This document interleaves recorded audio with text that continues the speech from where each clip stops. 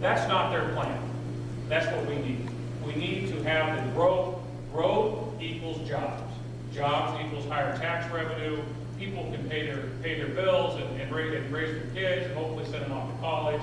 And it will also help us balance the budget, because jobs mean, when you have people paying in jobs, means they're paying taxes, they're not sucking in government support. And we all want, we all want to help our neighbor when they need it, but the goal should not be to keep everybody, I mean, if we go down this path much longer, we're not going to have a minimum wage anyway. It's just going to be the only wage, right? Okay, we need to get the jobs up so that the market bears that, not force everybody into minimum wage jobs and then complain about how low it is. So.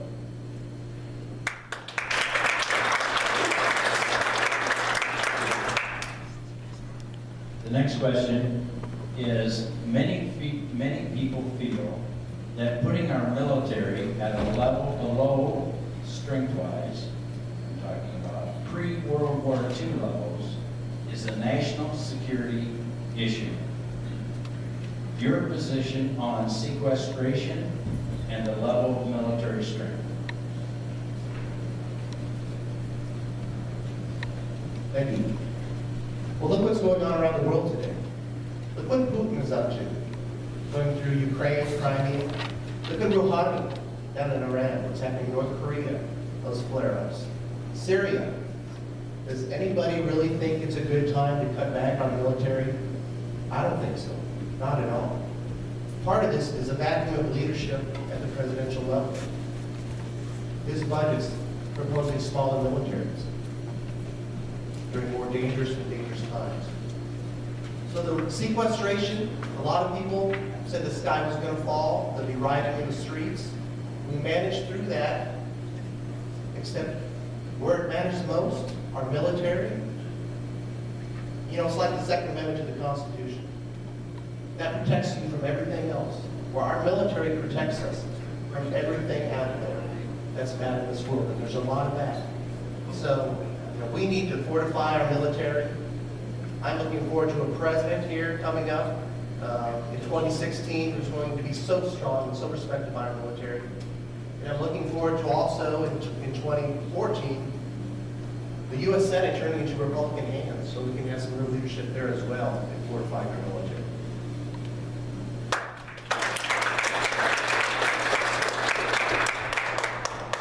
Well, these are scary times. You look at what's going on in this world, I would not support cutting our funding for defense pre-World War II. You look at what's going on all over the world, where do you start? We've got a lot of enemies that hate us. Our job in our military, according to the Constitution, is to protect our borders and protect our interests. I think we need to have a conversation about our foreign bases. I certainly think we need to have a conversation about what the UN is doing in their takeover. But nobody believes this president. We're going to put out a red line here and a red line there. I agree we need to cut our spending. Sequestration was a step, but unfortunately, it hurt our military. You look at what's going on in Syria. You look at what's going on in Iran. You look at what's going on in North Korea. These are scary times. I think we could learn a lesson from President Reagan. What he did, we showed strength because we had a very strong military. And we need to send a message. And we need to back up our soldiers. We need to have a strong military. And I will not support cutting them out. These are scary times, and we need to make sure that we fully fund our military. Thank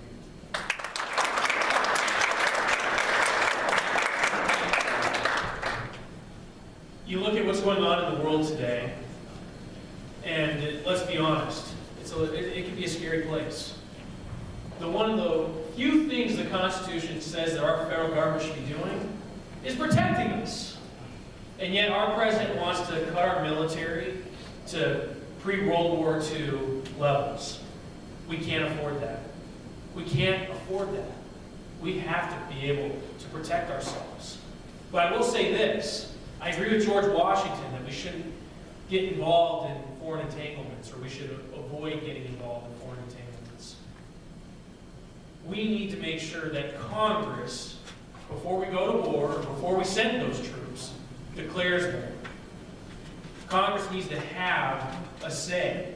And we've seen over and over where presidents, Republican and Democrat, send our men and women to battle without that. We cannot cut the military, and we need to make sure that Congress is empowered to declare war when we need to use those assets to protect ourselves. We need to make sure that we're keeping our commitments as well to those men and women who are dying for us and who are protecting us. And so we can't afford to put our military in a position where they're at pre-World War II levels if we want to keep America safe. Thank you.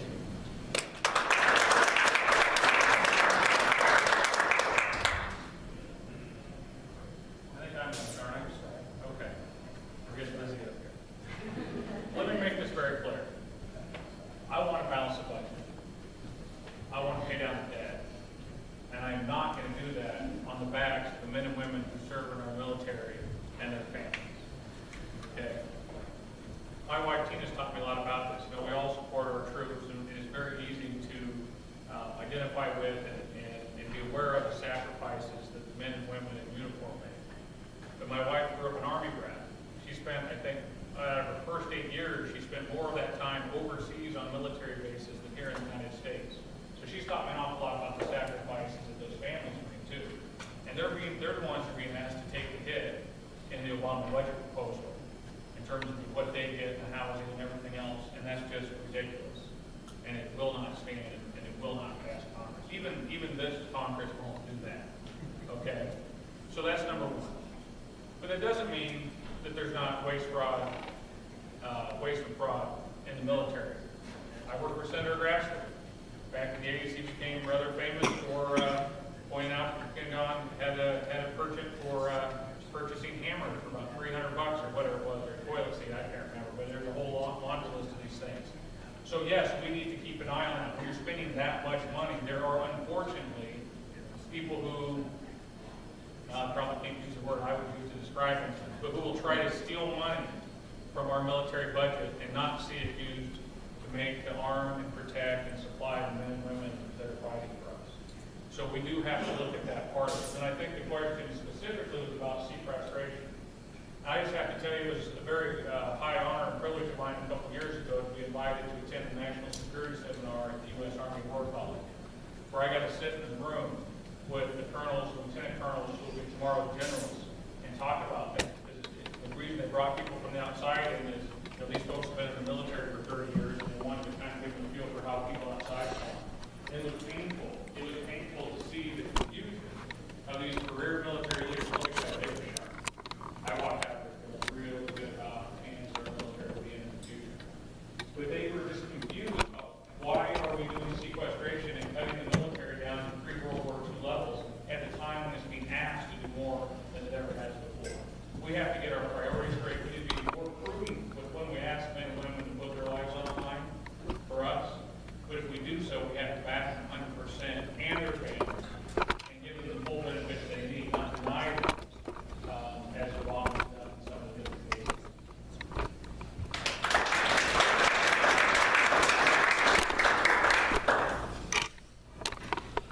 I asked this question, why was sequestration even on the table?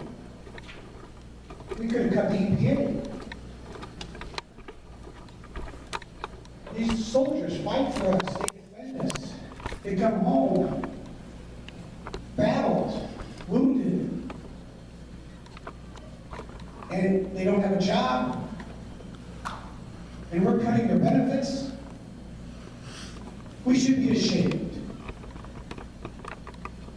Whoever voted for that, that's awful. My dad fought in World War II.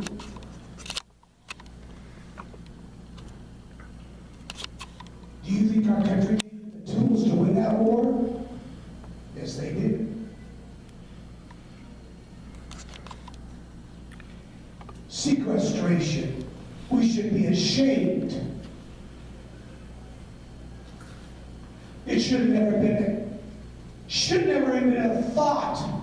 You know, I'm an elementary PE teacher, and there's 450 kids on the playground at one time. You don't have 2 people out there watching 450 people on the playground. You have a lot of teachers out there because some kids don't behave. And around the world, we have 30,000 soldiers in South Korea watching to make sure North Korea doesn't come over the border so we can protect that part of the world. What, are you just going to pull them out? We should have our soldiers protecting our southern border and our northern border and build a wall. And we're cutting back our defense. Ladies and gentlemen, this doesn't mean anything to us right here in this place unless we are safe. Unless we are safe as a country. Because the radicals that hate us are going to do it again. It's just a matter of time. And we have to be ready. So our armed forces have to be at full tilt, prepared. There's a lot of other places in our budget that we can cut, other than the military people, that protect our great country. And they deserve it. They deserve it. They put their life on the line every day. Thank you.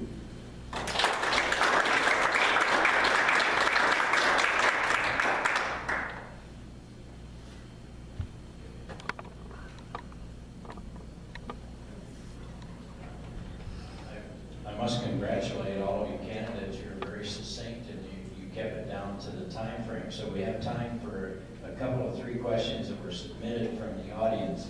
So we didn't talk about this at the time, so a minute and a half if you can, and then we'll do the closing. So the first question that we're going to ask is, due to the large deficit in the budget and accepting a constitutional support where we change the Constitution, any ideas that you have in how we can decrease the deficit? I gave you all softball questions. So let's go, just whoever wants to speak, take the... Well, there's plenty. Yeah, let's go in order. So, who's that? I think Joe's... I think we're back to the beginning. Who's number 1? Brett. You just do 10. Thank you very much for that question. That's one of the biggest reasons why I'm running. Because we have 5 kids, and those kids are strapped with $54,000 worth of debt for each individual. How are we going to do this? It is overwhelming to think about. But some of the lessons I've learned in business, the lessons that we all learn in our households, is you don't spend more than you take in. And how do we do this? What I did as mayor is we prioritized our spending. What services do the people that I represent expect out of their government? And we went in, we prioritized, we cut. We found out that there was a lot of services that were provided that I could go to the private sector and do. And I was not popular at the time, cutting jobs. That's what I did. But I did what I thought was best in the interest of the people that I represent. For me, the non-negotiables in cutting spending are simple. The support systems that we provide for the elderly, the people that are less fortunate as ourselves, that are handicapped, and our veterans. But after that, everything needs to go on the table. We have got to have a hard conversation about those services. I was just reading as I got up this morning, where we spent $100,000 through the Endowment Arts Fund to create a video game of a woman superhero to attack the global warming that's going on. this country. There is so much wasteful spending that's going on, not to mention the fraud that's going on in our Medicare, Medicaid, and entitlements. We need to look at that as well. What I mentioned before is I'm not interested in cutting defense. Again, we have to prioritize what our spending is. I've done it, and there's got to be tough decisions that have to be made. Thank you.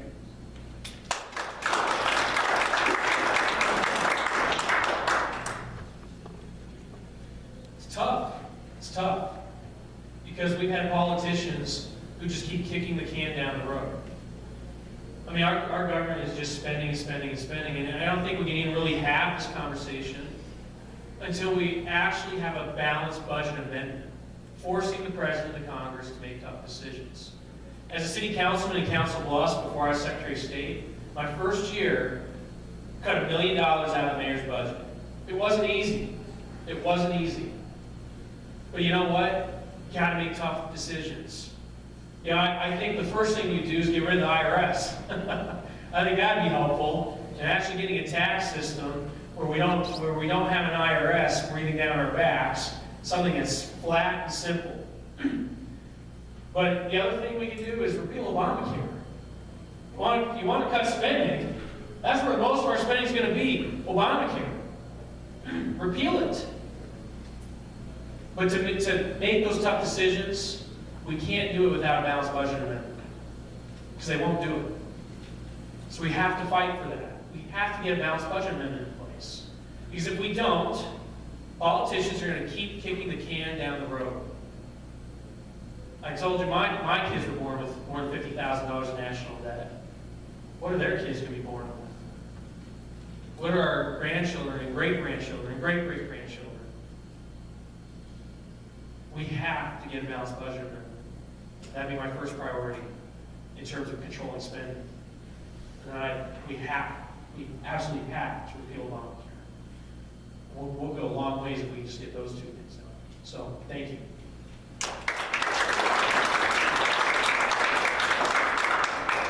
All right, well, I didn't realize that Brad was such a gamer.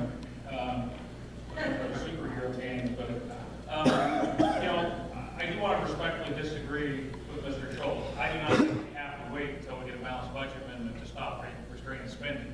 Okay, long before we have the supermajorities to pass a balanced budget amendment through the House, the Senate, and the states, we'll have conservative majorities that can restrain spending. And we've done it before. We did it in the 90s. We didn't, now look, I stated in my opening remarks, I strongly support the balanced budget amendment. If we ever get those supermajorities to lock that in, I'm there. I'm co-sponsoring it. I'm voting for it. So don't misunderstand that. But in the meantime, in the 90s, what did we do? We took spending restraint from a Republican Congress. We coupled it with the pro-growth policies coming out of the Reagan years, where we had some businesses had certainty and they could invest. We had a tax structure. We didn't have things like Obamacare. So we had growth, we had spending restraint, and we balanced the budget 4 years in a row. Now, I think the 90s aren't that long ago. Maybe this young gentleman here thinks, wow, that's ancient history. But I don't think it's that long ago. We proved that we can balance the budget if we have pro-growth policies coupled with spending restraint. We did it for 4 years in a row. Now, we can go beyond that and cut spending as well. Okay? But they didn't even do that in the 90s. They just slowed the rate of growth, but we let the economy grow past it.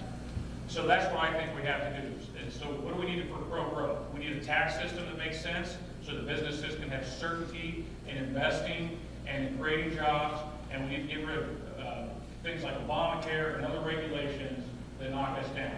But I'm ready to go on day one to go after that agenda and not wait till we have a supermajorities. Thank you.